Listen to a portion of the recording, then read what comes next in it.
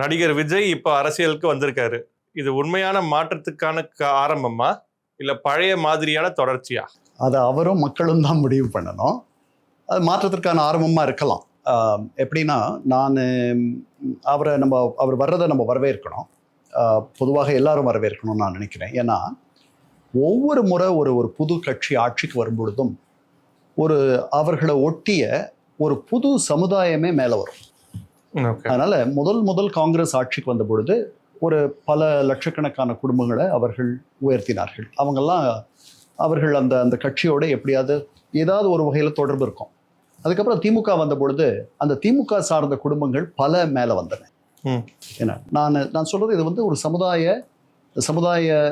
சமுதாயத்தை புரட்டி போடக்கூடிய ஒரு மாற்றம். அதாவது சேர்னிங்னு ஆங்கிலத்தில் சொல்றோம் இல்லையா, அந்த மாதிரி அது நடக்கும். அதிமுக வந்த பொழுது an entirely different set of people. அவர்கள் அந்த சமுதாயம் மேல வந்துச்சு. அவர்கள் பல பேர், முக்கியமான சில பேர் எலீட்ஸாக மாறுகிறார்கள், மேல்நிலை மக்களாக மாறி அவர்கள் இந்த தமிழகத்தினுடைய தலைவிதியை நிர்ணயிக்கக்கூடிய இடத்திற்கு வருவதை நாம் பார்க்கிறோம். விஜய் வரும் பொழுது அவரை சார்ந்த லட்சக்கணக்கான குடும்பங்கள் மேல வரும். அந்த சமுதாய புரட்சி என்பது, புரட்டி போடக்கூடிய அந்த மாற்றம் என்பது நடக்கும். அந்த காரணங்களால அவர் நம்ம வரவேற்கணும்.